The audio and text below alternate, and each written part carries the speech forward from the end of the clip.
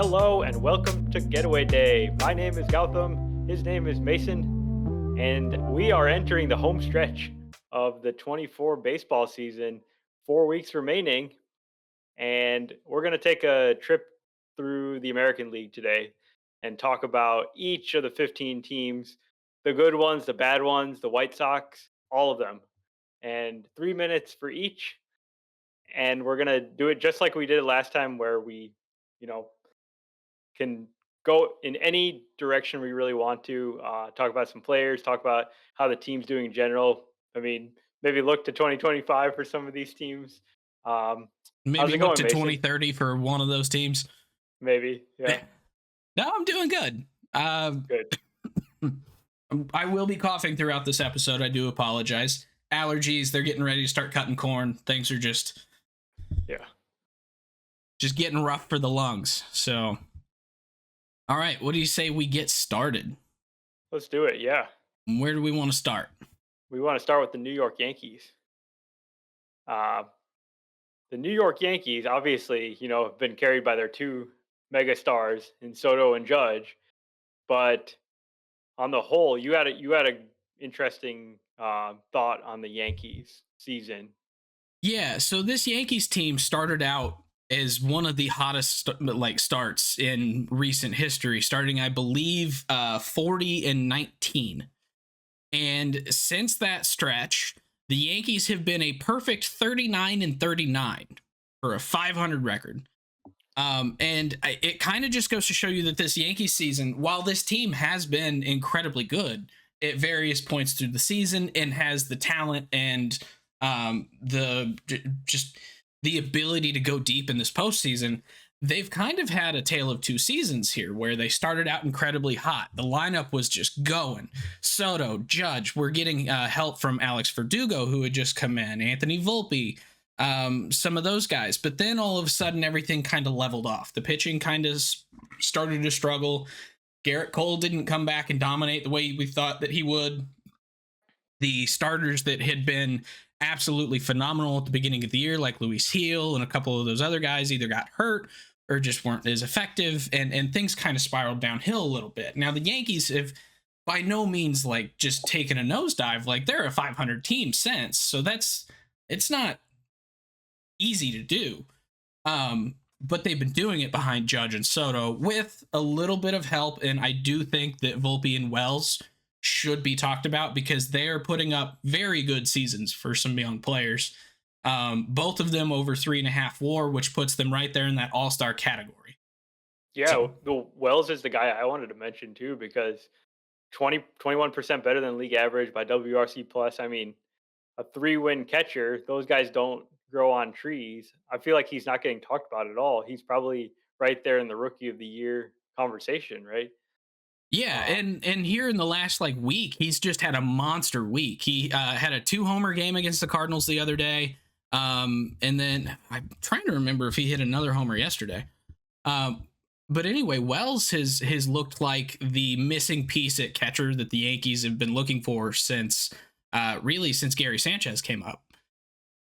So now you look at New York and like the city of New York, and they have two fantastic young catchers who are really good defensively and show a lot of promise and some pop offensively as well. So it's kind of a fun time to look at just the city of New York and catchers right now.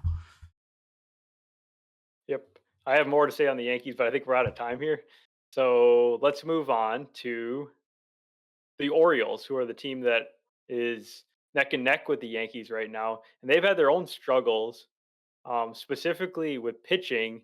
And something I noticed with Corbin Burns, who has had like a little bit of a really rough stretch here. I don't know if it's just a blip, but he has like an ERA over 7 in the month of August. It's not August anymore, but he struggled a lot, and he's got his big free agent year. I'm certain he's still going to get paid no matter how he finishes his year. But are you worried about Corbin Burns, like in his next contract or long term? A little bit. So the last couple seasons, Corbin Burns has not been the same dude. So basically, 2021 is the end of his 3-year stretch of like 12 to 13 strikeouts per 9 innings. Yeah. 2022, it dropped to under 11. Last year, it was 9.2. This year, it's 8.2. So he's not getting the strikeouts that he's always got. Now, he's also cut down his walk rate, and his homer rate is still not bad. But that kind of leads you to believe that either he's changing what he's doing or he's just becoming less effective. And I'm actually a little bit willing to chalk it up to the first one because I think that he's trying to extend like his I think he's trying to prevent injuries to a point. And so being more efficient, getting more outs while throwing less pitches is probably going to allow you to last a little bit longer. So I think there's part of it where he's changing his mechanics. I do think there's part of it where he's being less effective. And I'm not the guy that's smart enough to be able to look at his numbers and go, yeah, it's definitely this or it's more this than that. But I Well, think it's two things. Corbin Burns' cutter. You know his cutter from 2021 and Yeah. 22, where it's like best pitch, one of the best pitches ever. Yeah. That pitch is not around anymore. Like he lost that pitch. His cutter's getting crushed, and he's throwing more other pitches to kind of make up for it. And those are kind of working. Like curveball is pretty good, but it is interesting that now for 4 straight years he's basically been getting worse and worse and worse. So it's like he's already begun his decline, even though he's only 29 now. So that makes me concerned. Like, why would he somehow get better? Like, it seems like it's gonna I mean, just get worse or stay even. now we've said that time and time again, and then you see guys like Clayton Kershaw's maybe not the best example because his has always really been more injuries. But like you see Charlie Morton, you see Adam Wainwright, you see Rich Hill, all these guys that as they get old, they get ineffective, and then they figure out a different style of pitching, and they can come back and pitch for another 4 or 5 years really effectively. So. Yeah. I wouldn't say that it's going to be impossible for him to get good again. I think he's going to be a different pitcher. Yeah, that's true. He's still only 29, so yeah. All right, where to now? Okay, so let's talk about the Blue Jays, who are I think in last place in this division, and they're probably the most disappointing team in the league, or at least one of the 2 or 3 most disappointing teams in the league. Compared to their expectations, yes. Yeah. Yeah.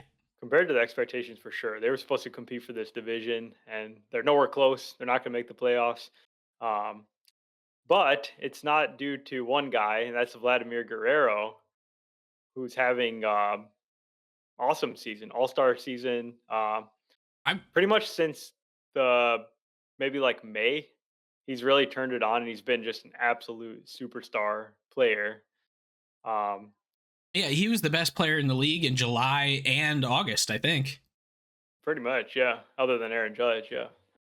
No, I think depending on what respects you're looking at, I do think he was for one of those 2 months, and I can't remember off the top of my head which one it was, but he outpaced Judge in home runs, extra base hits, and for one of those 2 months, not for both.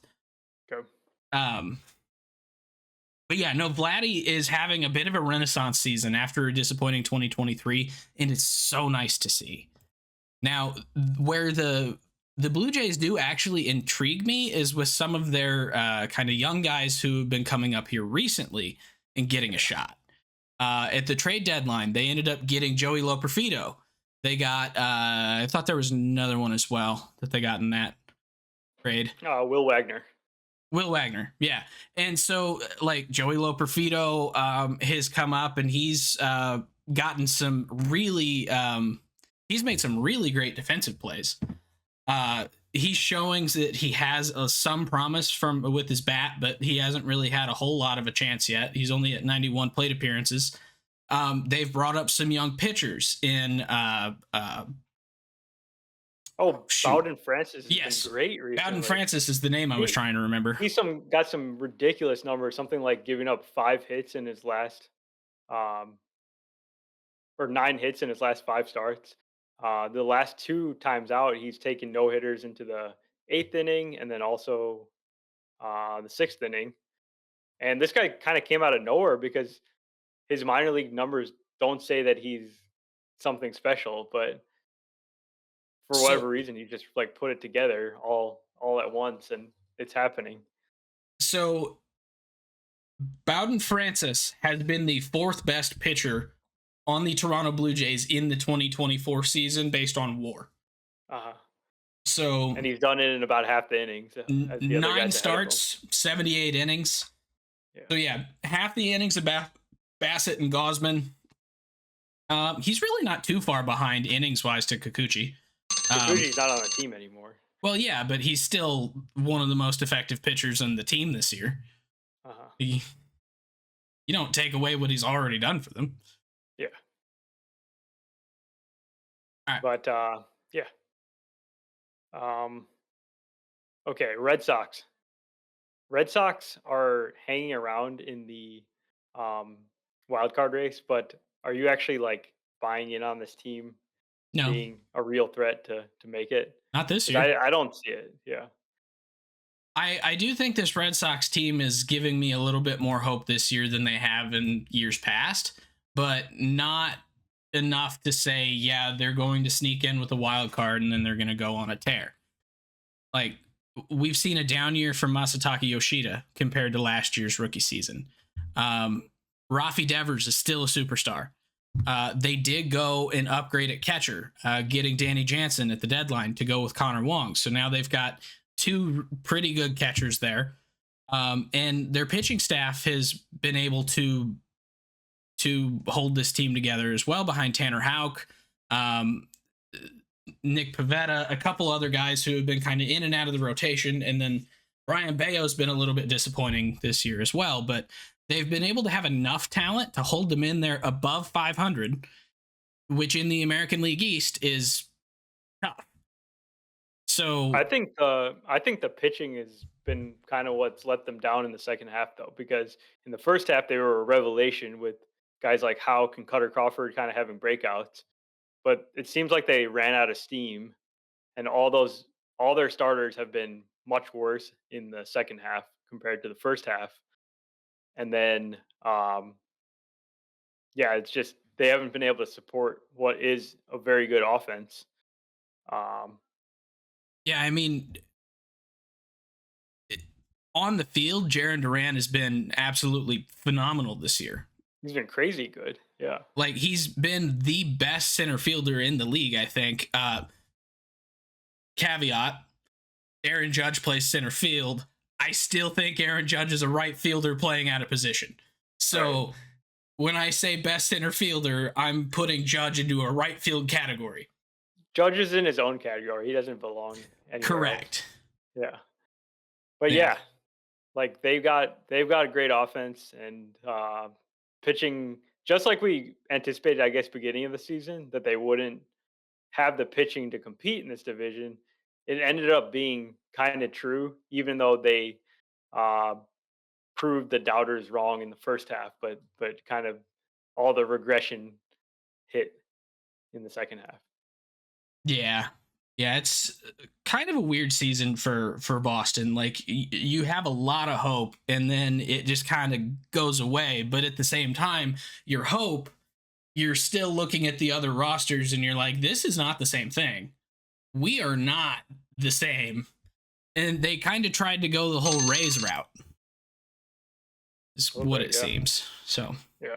which, speaking of the Rays, Speaking of the Rays, I don't know what the Rays are doing.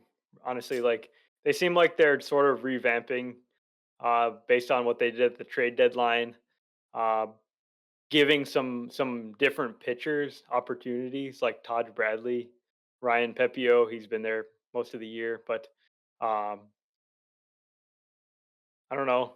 Are the Rays just kind of lurking and they'll be back next year just like they usually are and competitive again? Do you have hope for the Rays? honestly, I don't know what to think about this team. Like, I don't either. I'm I never confused. know what to think about them.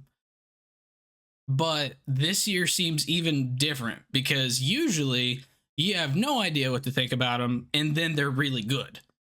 This Yeah. year, I don't know. They have largely the same team and they're mediocre at best.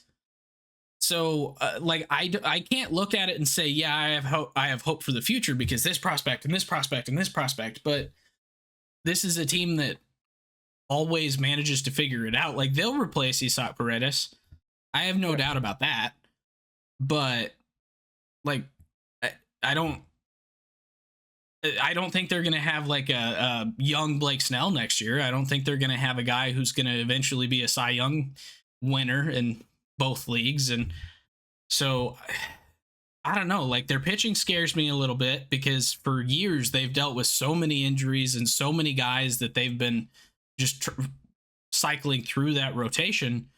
And now that Eflin's gone, right? They traded him at the deadline. Yep. Yeah, so with Eflin gone, like now there's not really any proven guys left. It's all young guys, which not necessarily a bad thing, but you don't know what you're gonna get. And then Yeah. Ben Rortvet is one of their best hitters this year, which doesn't make any sense to me. He was the guy that went back to the Yankees in the IKF trade and didn't seem like he was gonna have a spot in the majors at all. And now all of a sudden he's the best hitter on, or like the third best hitter on the Rays that's still with the team. So Yeah. I don't understand. Yeah, I think the guy you mentioned they're going to find a replacement for Paredes. I think they already have one. It's Junior Caminero, Oh who yeah, might that's a good be point. their That's a good point. superstar player. I think he's a very, very talented guy. He's very young still, and he's been playing now every day and looking very good. Yeah. Yeah, Junior Caminero was one of those big rookies coming into this year, and then he just didn't really get the opportunity until here later in the season. But yeah, I think he's going to be quite good. I forgot that he was there. So Okay. any last comments in 5 seconds? Um, no. Oh, good, because you used all 5 seconds to say Yeah, yeah, I was stalling. I didn't have anything. All right. Okay. So let's talk about the Central here. There's a bit of a race going on between um the Guardians and the Royals. So let's start there with Cleveland, who oof, they've had a bad second half here, and it seems like they're going to get tracked down. They're actually playing the Royals this week. Um, their pitching is like held up by Elmer's glue and tape and stuff. It's not ideal. Tanner Bybee's A very not Cleveland thing. no, yeah, that's the surprising part because usually Cleveland's had very strong pitching and they always find additional guys. Their problem is their team was almost buoyed by their bullpen. Their bullpen is still what many would consider the best in the league. However, if you're always playing from behind, your bullpen can't win the game on its own.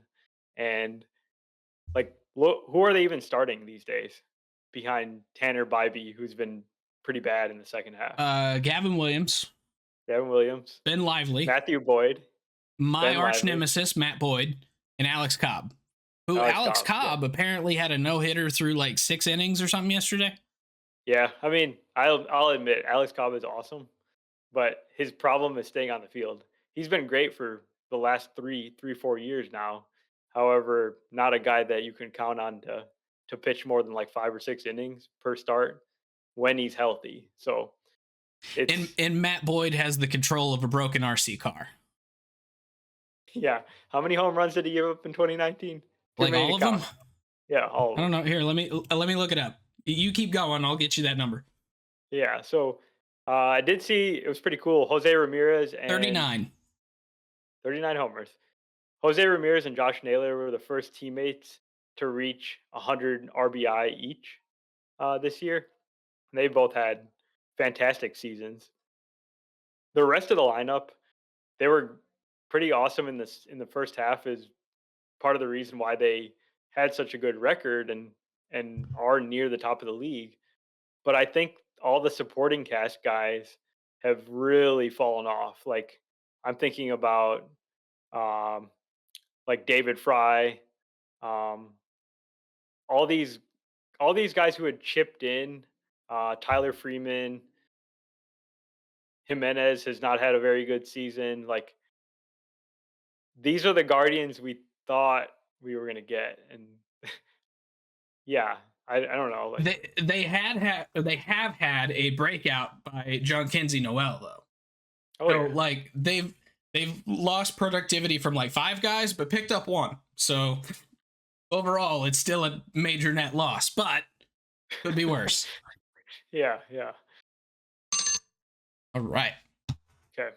So the team tracking them and has been awesome. I had no idea this season that the Royals were having. I just kind of wrote them off because I wasn't a believer. Um, beyond Bobby Witt's having a insane season. He would be like an MVP in 9 out of 10 seasons. Uh, in a typical year, he's the MVP. Um, they're dealing with a big injury though, and that's to Vinny Pasquantino, who broke his thumb running into someone, and Yeah, and they're their replacement for Vinny P is not the same. Yuli right, Gurriel is back at 40 years old with the Kansas City Royals. right. That's exactly what I was going to say. Like they're desperate. They're going to 40-year-old guys that have spent the entire season in AAA, and it's a tough blow for a team that's done a good job of staying healthy this year and getting good offense from Pasquantino and Sal Perez and kind of a big bounce back season. Um, do you think the Royals are gonna do it? Are they gonna track down the Guardians? I kind of think they are. Like, so this 1-2 punch of Bobby Witt and Salvi has been just awesome this year. Like Salvi's having one of his better seasons of his career. I think he's kind of right up there with what was it, 2022 Salvador Perez, I think it's 2021, 21, right? 21. Yeah. But yeah, like he's put up 3 WAR, which is approaching his career high of 3.7. He's hit 25 bombs, hitting right behind Bobby Witt, who's got 30 home Holy runs. cow! You And know how we always like rag on Salvi for not being that great a hitter? Has he actually changed? He's got a career high walk rate of 7%, yeah, and that's like blowing his career high out of the water, yeah, basically. his career high before that was like It was like 3.9%. 4. It was like Yeah, 4.2%. Yeah, yeah. unreal. And then the Royals have also been getting a lot of production out of kind of young speed guy here in Freddie Fermin. Um, only 6 homers, not really stealing bases, but when he gets on base, like he's able to take those extra bases, and he's been pretty Are you effective there. are you getting him mixed up with Dairon Blanco because Freddie Fermin's their backup catcher? Is he really? Yeah, no, he's a good player. Maybe I am. Maybe I am getting him mixed up. Yeah. No, but Freddie Fermin, it has been their third best He's a really good hitter. hitter. Yeah. So yeah. Um, yeah. But the thing that surprises me is just their pitching. Like Reagan's, Lugo, Brady Singer, and Michael Walker are all over 2 WAR. I, Yeah. I don't think I would have thought that for any but like Cole Reagan's. Yeah, absolutely. They've been a big surprise, but they're just so competent. They're just solid. Yeah. All right. Where All right. next? Let's talk about the Tigers, who I don't know where I want to go with the Tigers. Uh, You- I'd go to 4th place. That's about all they're Okay. good for. So the Tigers are fourth place.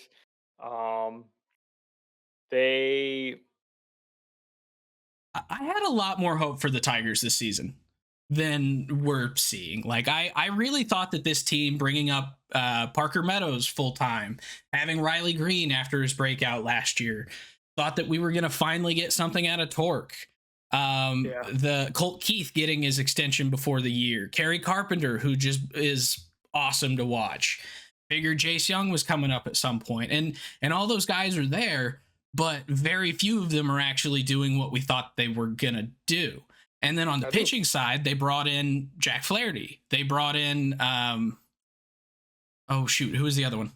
they brought in Kenta Maeda, and that was one of Kenta. the worst signings of the entire offseason. Like the guy was so bad that he went to the bullpen, and I think he might be hurt now.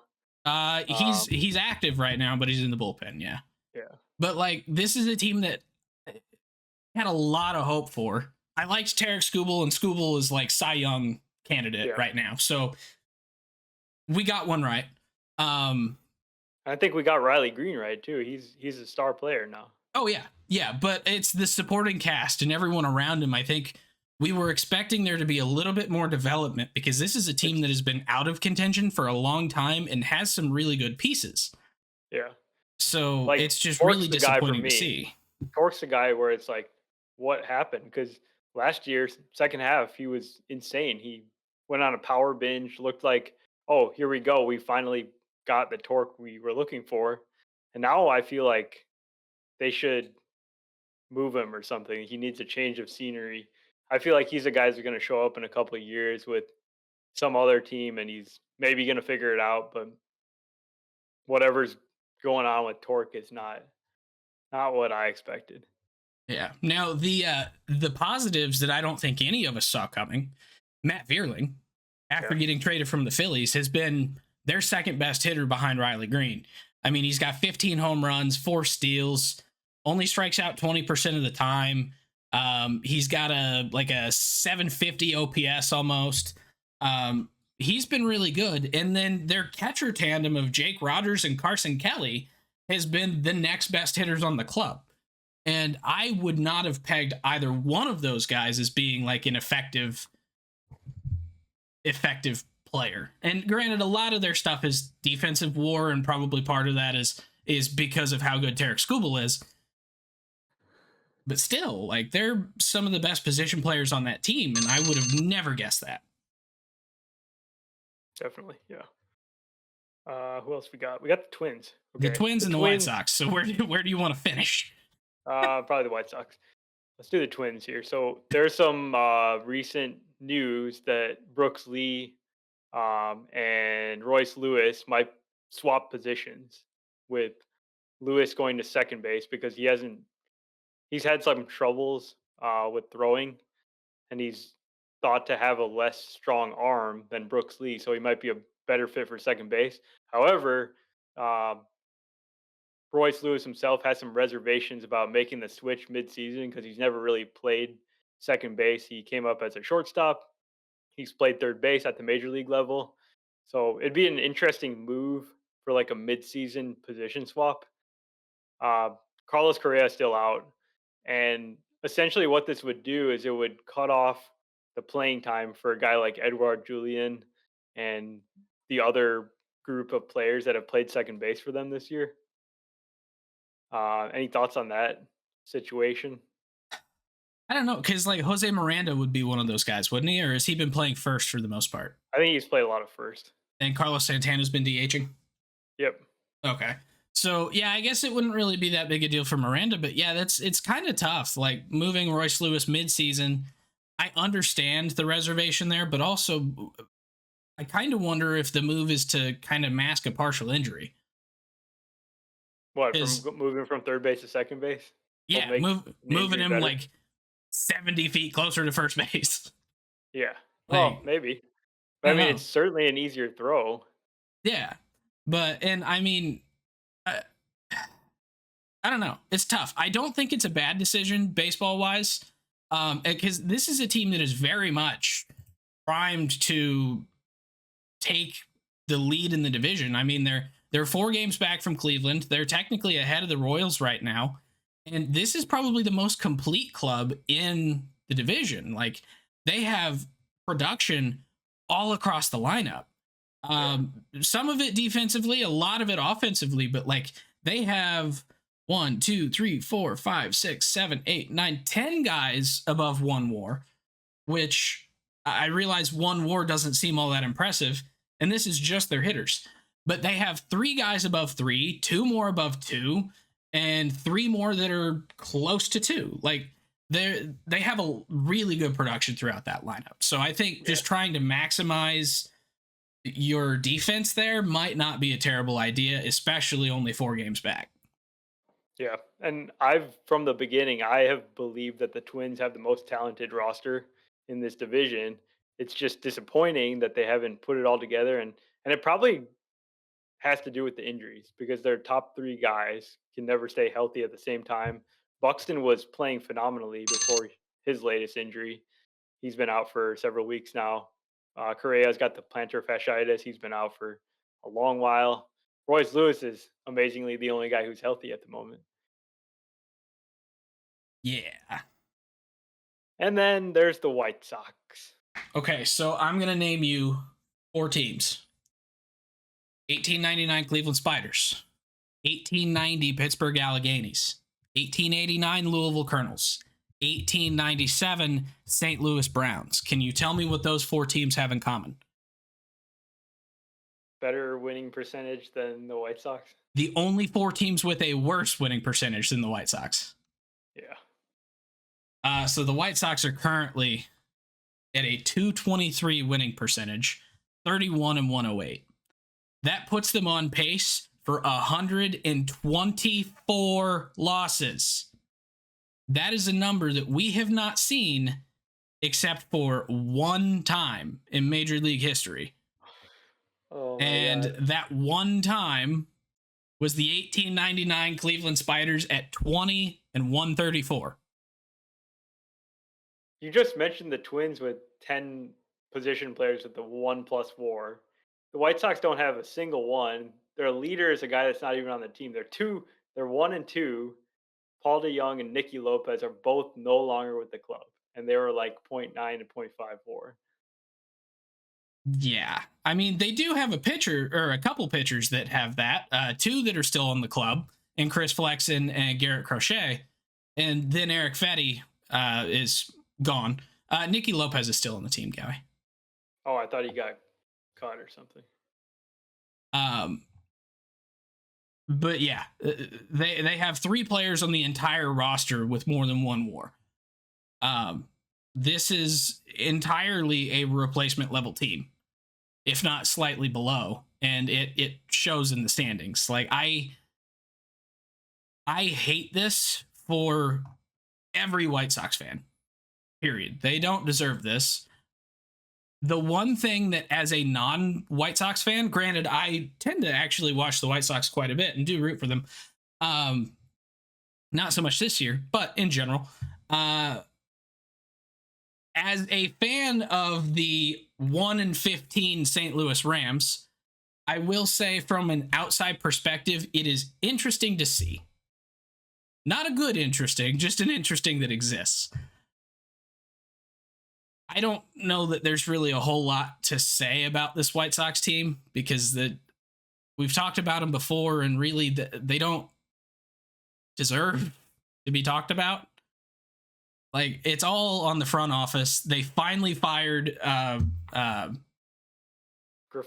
Yeah, Pedro Grifol, and that made me so happy. He needed to be gone a year and a half ago. Now it's time to clear out the front office, the ownership. Well, they just cleared out the front office. Well, the ownership, and then get... happening. Yeah, I know, but it needs to. Ugh. Okay, let's talk about something better. Whenever I have more vitriol for a team than the Colorado Rockies, you know it's bad. You do right now? You do. That's where we are? Okay. That's where we are. Okay. All right, so one more division. That's the West. And I want to talk about the Rangers because the Rangers are just a massive disappointment. They won the World Series last year. Now they're not even anywhere close to making the playoffs. It's tough. They do have some interesting stuff going on the pitching side.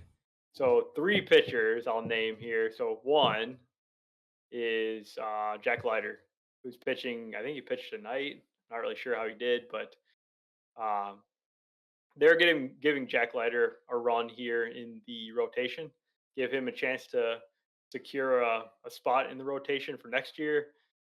He's been doing some good things at AAA, but the problem with Jack Leiter is like he has terrible command. Guy rarely has any idea where his pitches are going. Great stuff, but if he can kind of is he a righty or a lefty? He's a righty. So he's the right-handed Matt Boyd. Maybe, yeah.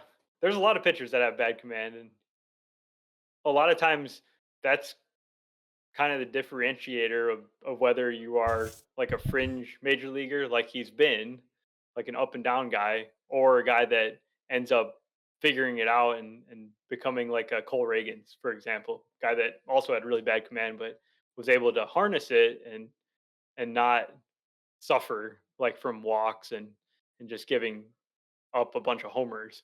The other guy is Kumar Rocker, who's reached AAA now, and he's been dominating at AAA in his like limited action there. And I think there's a chance he could get a call up before the end of the season. So get those the Vandy boys reunited, and I don't know, like I see a better bounce back season for the Rangers when people kind of are going to underestimate them coming off this tough season, but they're going to get like Evan Carter back next year, another year of experience for Wyatt Langford, and then they're getting Jacob DeGrom back maybe by the end of this year too. So that's going to be sweet to see Yeah. him So back on the mound. my thing with the Rangers is that last year was kind of a Cinderella story for them. Their superstars were superstars, and their secondary players were playing out of their minds.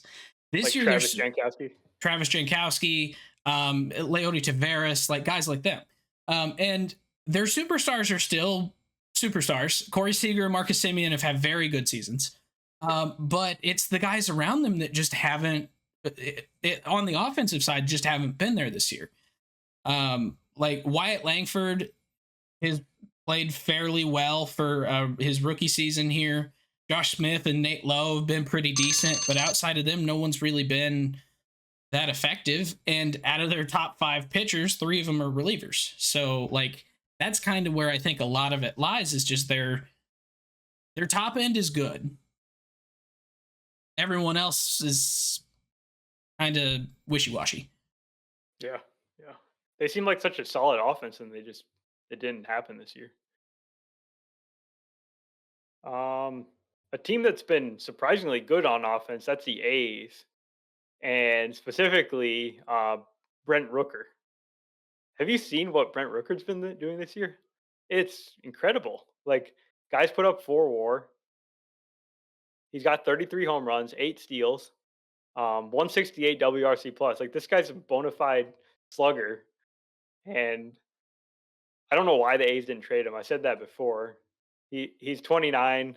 Like this is probably Brent Rooker's best year of his career, but he's been doing it now for consecutive years. He's he's a good player. Yeah. So when I look at this team, I want to hate them because they're owner, but alas, Don't hate the players. I don't hate the players. In fact, I really like a lot of their players. Like we all know how I feel about JJ Bleday, and he's been having a really good breakout season this year. And I'm not even going to talk about him. The guy that I like from this team, the young guy that I like, 23-year-old Lawrence Butler. Oh yeah. 20 home runs, 13 stolen bases, a 7% or an 8% walk rate. Sorry, he strikes out 23% of the time. That's very, very respectable. Yeah. And this is in 103 games, by the way. So he's got power. He's got speed. The 265 average, an 842 OPS with a 137 WRC plus. He's been phenomenal. And nobody knows who this guy is because he plays for the A's. Like, this A's team has Rooker, Bleday, Lawrence Butler, Shea Langoliers is finally doing what Shea Langoliers was supposed to do, Zach Geloff, and Max Schumann. So that's 6 hitters above 1 WAR. We're actually approaching Minnesota Twins level here. We're not there. We're not there, but we're approaching it. And then you I think look Lawrence at Butler might just be a stud, right? I think He's so. had 2 in July and August. He's had individual games where he's hit 3 home runs in each. Like yeah, like he's the a dude star is like player maybe. the dude is very, very good. And then the other thing with the 1 WAR guys, 1, 2, 3, 4, 5, 6 1 WAR pitchers for the A's. They're not terrible at pitching. They are replacement level or better. Mm-hmm. Let's go. Major league average pitchers with Mason Miller, who is the best reliever in the game.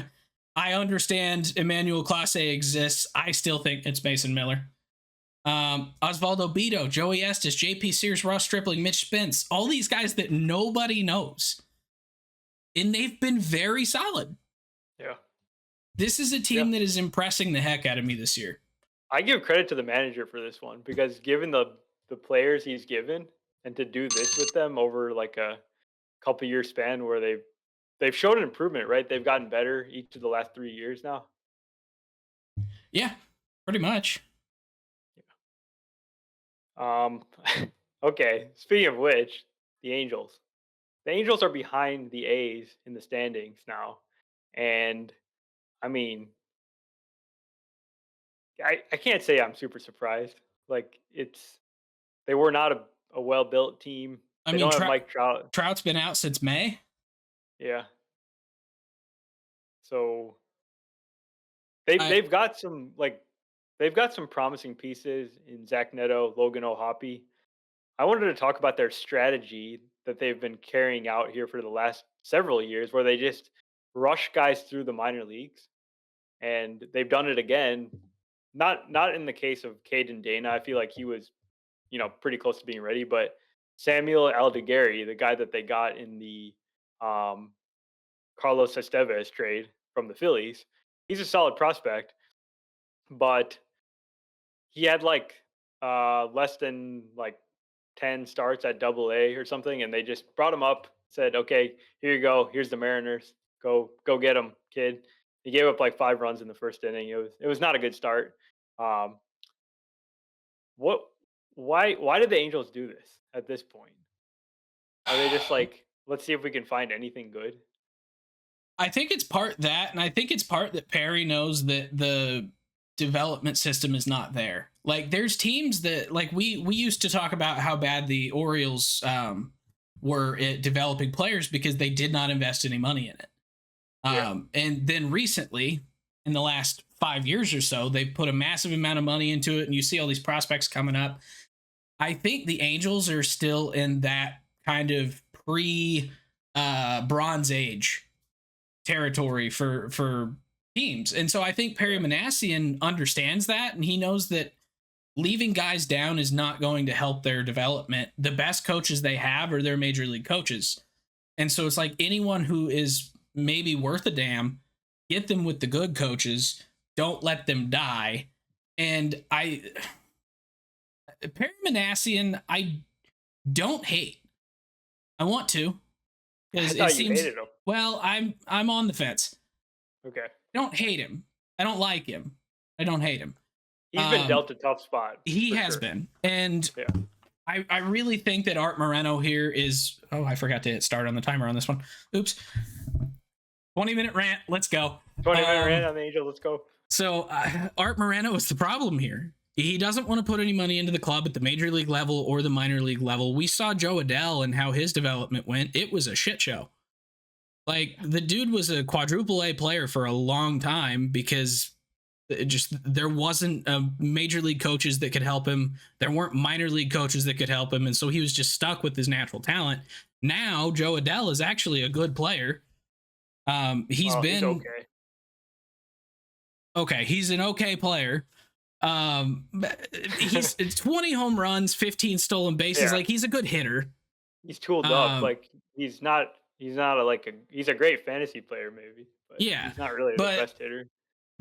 like, the tools are there. They're there. There's no one to help him get to it.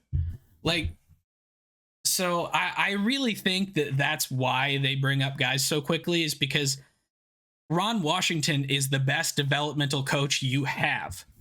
Yeah. And he's the manager of your big league club. So put your good prospects in front of him. Let him help him. Yeah, you would. I don't know. Yeah, It's it's so it's hard. not a good situation at all. And I think Wash would probably be the first one to tell you that. Yeah. But it's what they got. You got to work with what you got. Yep.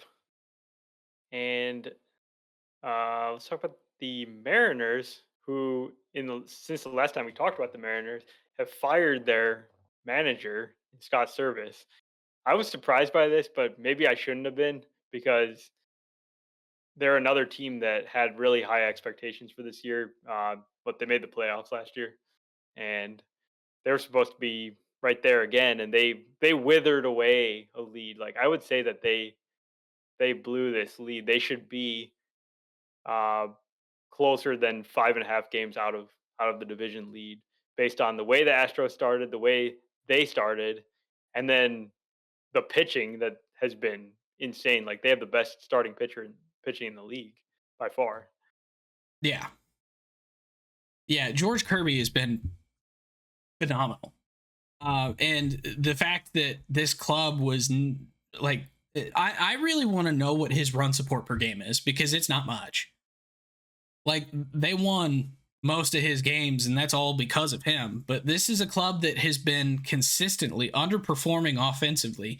They have finally recently got their run differential positive, which is kind of impressive to me because I didn't know that. But like this is a club that was in first place with essentially a 0 run differential for months. And the Astros sucked. And then the Astros went on their torrid tear, took over. They've scored almost 100 more runs than the Mariners. And it doesn't even look like the Mariners are in the same league. And this is a team that should be winning the division. And they went out at the deadline. They got Randy Arozarena. They got, didn't they get someone else too? Justin Turner. Justin Turner. Like they added to this offense and it's helped. It has helped. Like Randy is hit 3 home runs. He's had a 129 WRC plus and 0.6 WAR for them, and he's already the 8th best hitter on their team this season. Like Julio has been incredibly disappointing this year. Cal Raleigh has been awesome, and I love him, but like you can't win games with just your catcher. Yeah, it's no. So the offense is not enough. I almost wonder, like, are they gonna get drastic here because all their pitchers are in their primes right now? Like, they got to support these guys somehow, and you got to feel like they need like 2 big bats for this lineup. Well, and the one thing that I noticed about this club that really, really hits home how bad this problem is. So they're in one of the most pitcher-friendly parks in the league, right? Yeah, it's the worst place to hit. Yeah. At home, they're 41-28. On the road, where they don't control the hitter environment, they are 28-40. Interesting.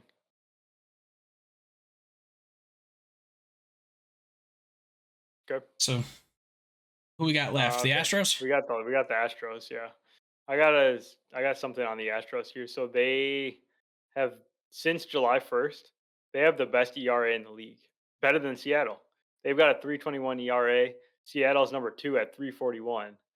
So when Houston pitches as well as they have, and it's remarkable that they've actually done that because of the injuries that they've had in their starting rotation. But 2 specific guys have stepped up in a major way: Hunter Brown and Spencer Arrighetti.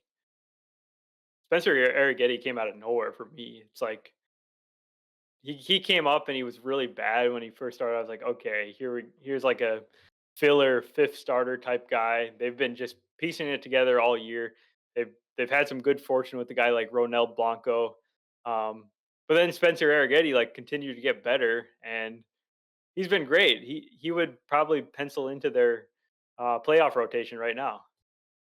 Now they've got Verlander back, and Framber's looking awesome as usual.